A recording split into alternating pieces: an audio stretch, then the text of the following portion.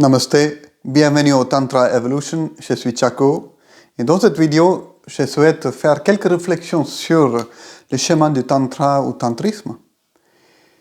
Et cette réflexion vient parce que ça fait un certain moment, ça fait des années que j'écoute les vidéos, j'écoute les podcasts, j'ai lu son livre d'un disciple d'Osho qui a amené Tantra, l'enseignement de Tantra, l'enseignement d'Osho en Afrique du Sud. Et lui, il fait le parallèle entre les écoles de Tantra et les écoles d'arts martiaux.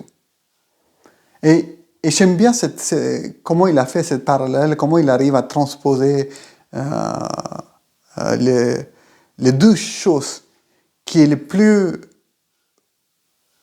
tabou et aussi le plus présent dans nos sociétés, la violence et l'énergie sexuelle. Les deux choses où il y a beaucoup de règles. On ne peut pas faire n'importe quoi avec ces deux choses. On ne peut pas aller taper quelqu'un. C'est interdit. Il y a beaucoup de lois qui nous protègent. Il y a les forces d'ordre. Et il y a les lois.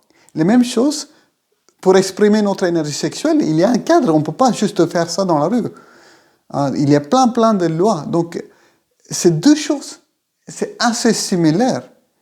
Mais par contre, dans les écoles d'arts martiaux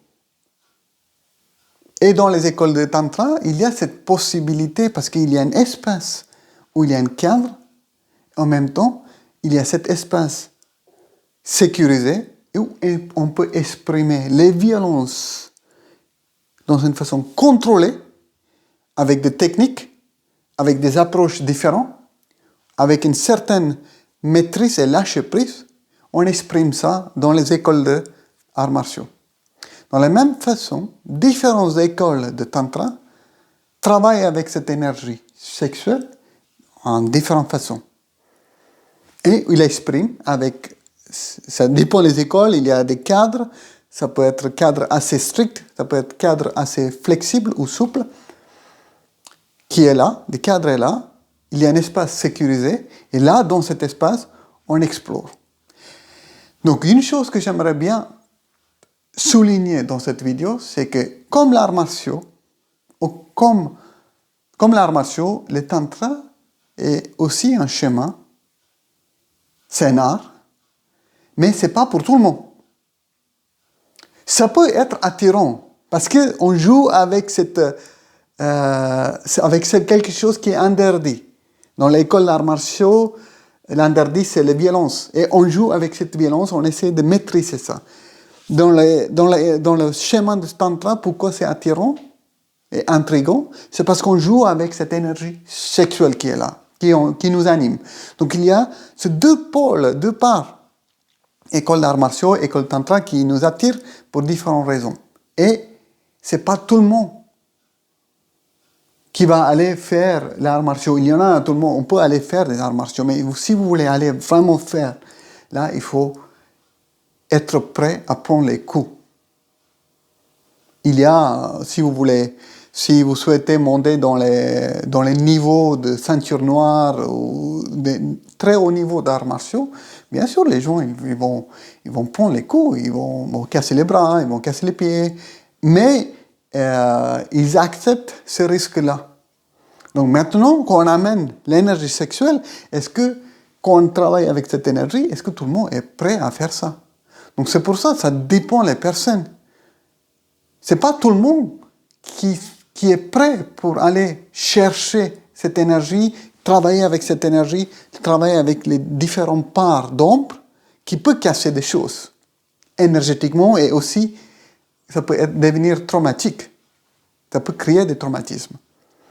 Donc c'est pas parce que vous traversez un traumatisme, il faut aller voir un traumatisme sexuel ou quelque chose lié avec ça. Il faut aller voir, il faut aller absolument faire tantra. Après, il y a des écoles qui sont plus thérapeutiques. Il y a des écoles qui amènent des approches différentes qui permettent de travailler ça. Donc ça, il y a vraiment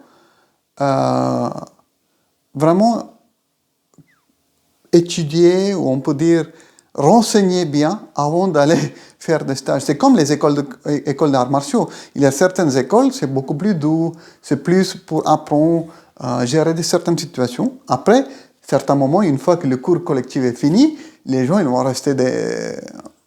vont rester encore pour pratiquer. Mais là, le niveau, c'est beaucoup plus avancé. Dans le tantra aussi, il faut vraiment faire attention. C'est que voilà, quand vous entrez, par rapport à votre niveau, est-ce que cette école, ce qu'il propose, c'est juste pour vous aujourd'hui? Peut-être dans 5 ans, dans 1 mois, dans 10 ans, vous serez différent parce que vous serez prêt à engager. C'est comme l'art martial, hein.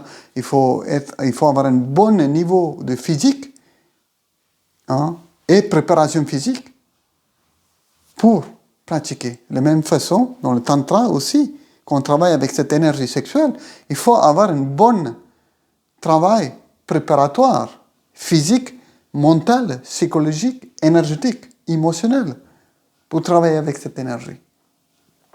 Donc moi, j'ai trouvé pour moi cette parallèle entre les écoles d'arts martiaux et les écoles tantra, c'est bienvenu. Aujourd'hui où il y a il y a beaucoup d'écoles de tantra qui sortent. Donc c'est à vous, si vous êtes attiré par ce schéma, si vous aimeriez bien découvrir plus, allez voir le site internet, allez voir des vidéos, lire un petit peu, sentir l'énergie d'animatrice ou animateur, ou enseignant, enseignante. Qu'est-ce qu'ils proposent? Est-ce que vous raisonnez avec eux? Et si vous raisonnez avec eux, allez voir leur stage. Allez participer dans un stage ou dans une initiation dans une journée, une initiation dans un week-end, pour voir dans quelle dimension ils travaillent, comment ils travaillent avec l'énergie sexuelle.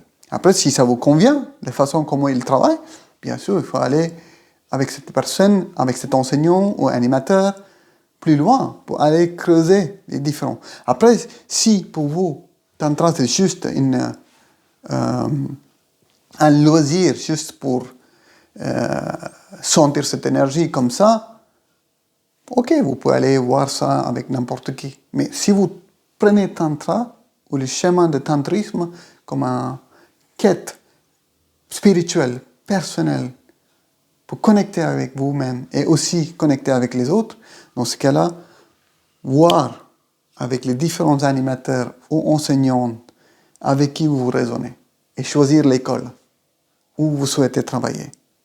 Après, il y a toujours des personnes comme dans les clubs d'arts martiaux, on peut voir chaque année à la rentrée en septembre, on choisit des clubs pour changer de sport. Donc il y a aussi des gens qui aiment bien faire ça. Et ça aussi c'est bien parce que comme ça on voit les différents types de pratiques, différentes écoles.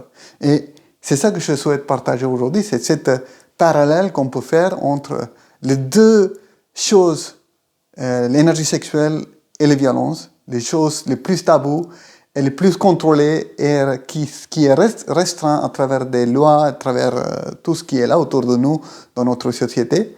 En même temps, il y a des écoles d'arts martiaux, il y a des écoles de tantra qui permettent d'explorer dans les cadres sécurisés, protégés. Il faut juste aller sentir l'animateur, animatrice, enseignant, enseignante qui propose ça. Voilà, donc avec ça, j'arrête ici. Merci pour votre écoute. Namaste. Au revoir.